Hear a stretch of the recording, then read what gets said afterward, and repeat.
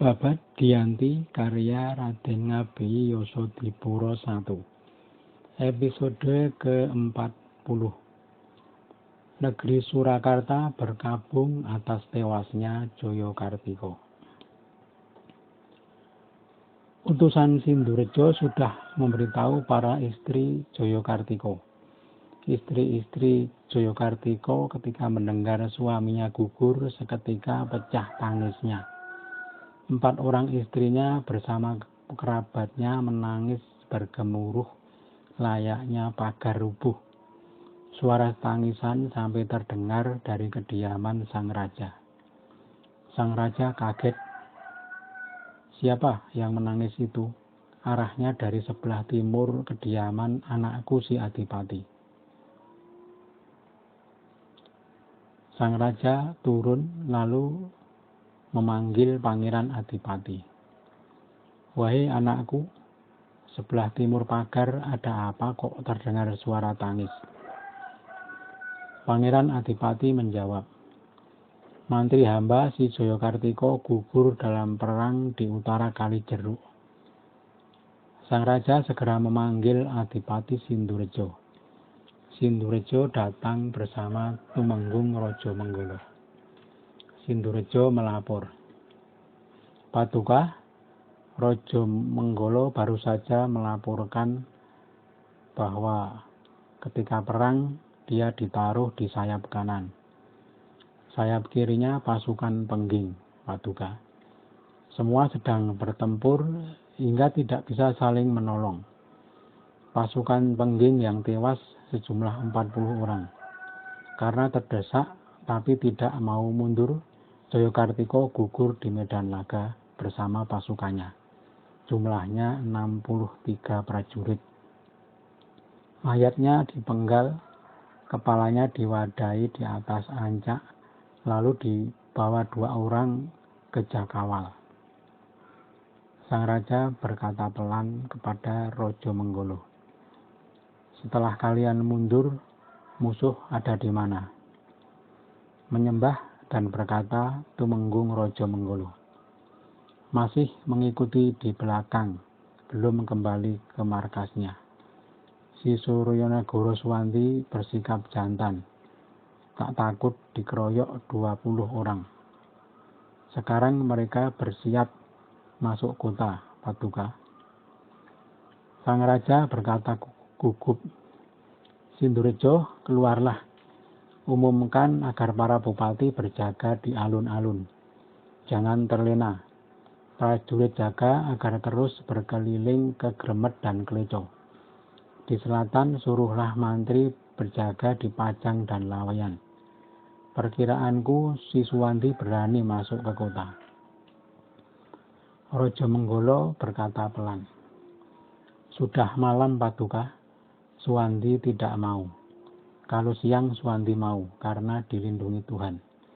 Adik Paduka di Sukowati pasukannya berwatak semangat. Lazimnya orang mendapat banyak korban, juga banyak mengalami korban. Dapat membunuh 100 orang, paling tidak juga kehilangan 10 orang. Tetapi kali ini mereka hanya mendapat luka-luka saja.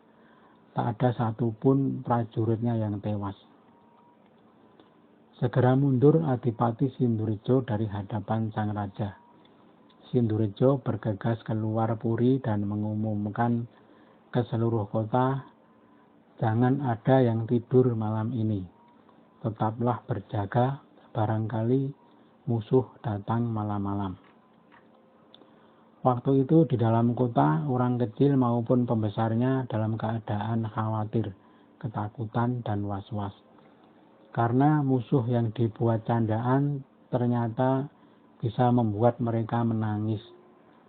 Semua heran ternyata sebegitu berat bobot musuh. Siapa yang menyangka Kanjeng Pangeran Mangkubumi yang tadinya seorang pesuruh yang patuh, sekarang tiba-tiba menjadi musuh sang raja. Tak diceritakan malamnya, namun tidak terjadi apa-apa. Pagi-pagi Adipati Sindhurejo sudah dipanggil menghadap sang raja masuk ke istana. Setelah menyembah, Sindurjo berkata, "Duh Paduka, bagaimana kehendak Paduka sekarang? Orang senegara yang kecil maupun pembesarnya semua takut dan khawatir.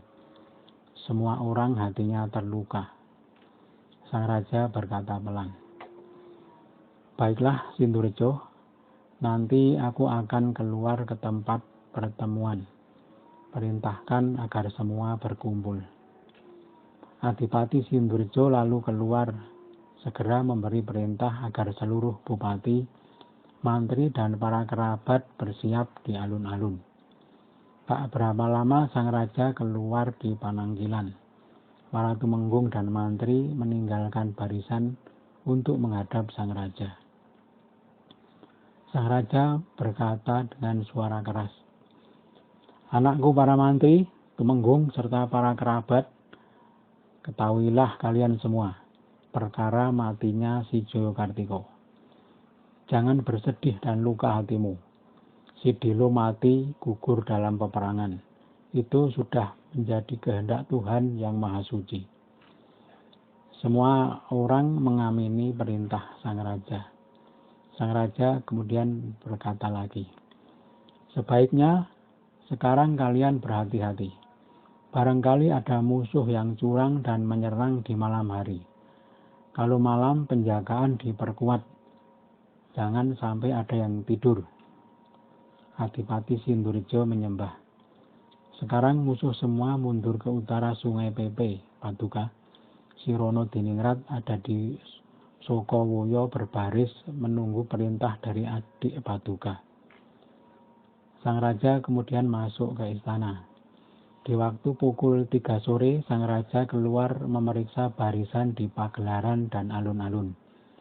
Sang raja naik kuda berkeliling untuk menenangkan hati para prajurit. Ganti cerita. Perjalanan utusan yang membawa kepala Joyokartiko sudah sampai di Jakawal. Kepala sudah diaturkan kepada Pangeran Adipati Sukowati di Paseban Luar. Ketika melihat kepala Joyokartiko, Pangeran Adipati Sukowati meneteskan air mata. "Ya Allah, sayang sekali orang ini mati sebagai pemicu perang besar," kata Pangeran Adipati Sukowati lirih. Dua mantri yang membawa ditanya. Sudah diceritakan mulai dari awal sampai akhir. Pangeran menggeleng-gelengkan kepala. Waktu itu sedang menghadap juga Bupati Demak, Warung, dan Bluro. Ketiganya hanya bisa tertegun tanpa bisa bicara sepatah kata pun. Pangeran Adipati Sukowati lalu berkata, "Suronoto, ketahuilah, mantri sang raja yang satu ini orangnya baik, berani dan mantap, dan kuat pengabdiannya kepada negara. Dulu setiap aku mendapat tugas berperang, dia selalu kuminta ikut. Ketika perang di Madigonggo, aku kehabisan pasukan. Hanya orang ini yang ada di hadapanku. Lalu dia mengamuk melawan 10 orang. Bertepuk tangan tertawa kalau perang. Karena itu kemanapun dia selalu aku bawa. Ketika aku menyerang Gunung Kidul, mengejar Dinda Buminoto dan Singosari, hanya orang ini yang menyertaiku. Dibanding dengan Mangkunagoro, si Joyokartiko lebih berani. Juga dibanding Aryo Pamot dan Mangkudiningrat, 2 orang perwira andalan perang. Jadi aku tak usah dibantu, sudah cukup dengan Joyokartiko. Tidak harus membawa banyak tumenggung. Dibanding 3 tumenggung, aku pilih membawa 1 orang si Joyokartiko ini." Tombak dan keris si Joyokartiko sudah diaturkan kepada Pangeran Adipati Sukowati. Oleh Pangeran segera dihunus. Seketika Pangeran kaget. Pangeran Adipati Sukowati berkata pelan, "Ini si Panji Mangunagoro. Dahulu keris ini milik Ayahanda Raja. Apa sebabnya sekarang dipakai Joyokartiko? Dulu si Joyokartiko belum memakai keris Panji Mangunagoro ini. Kalau sudah lama pasti aku tahu." Pangeran berkata kepada dua utusan, "Hei Ahmad Saleh dan Jayeng Ranu, kembalikan kepala si Dilu. Suruh Kanda Adipati Puger menyatukan dengan badannya, kalau badannya belum diambil oleh keluarganya. Kalau sudah pun susulkan kepala ini. Ingat, jangan membuat aku bersedih." Kanjeng Pangeran berkata lagi kepada Carang Pradopo, "Si Jayakartika ini dulu mantri Keparak. Apa sebabnya menjadi mantri Kadipaten? Hei, Carang Pradopo, engkau apakah mengetahui awal mulanya ketika dia berganti jabatan?" Carang Pradopo menyembah, "Benar, hamba mengetahui. Dia diminta copot dari jabatannya oleh Adipati Pringgoloyo. Kakak Paduka sang raja menuruti, lalu diberikan kepada Pangeran Adipati Anom. Maka ada sedikit perselisihan.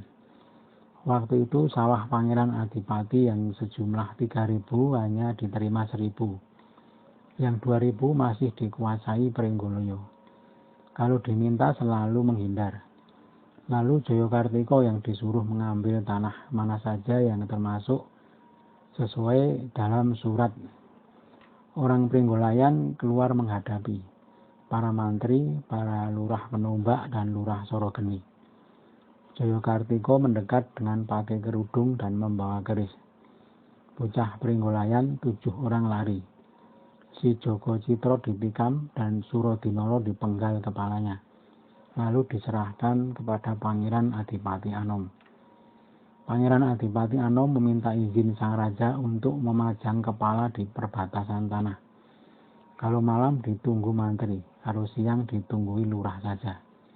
Kalau ada orang Pringgolayan tidak mengambil kepala itu, disuruh membunuh sekalian. Sekarang tanah Pangeran Adipati sudah lengkap, karena diambil oleh si Jayakartika dari Pringgolayan waktu itu. Ki Patih Sindurjo juga menilap tanah, tapi sedikit. Yang lebih banyak menilap Ki Pringgoloyo.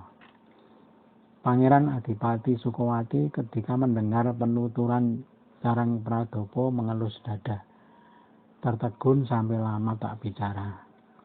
Lalu bersedekap saja, terpejam sambil geleng-geleng kepala. "Ya Allah, astagfirullah," gumam Pangeran.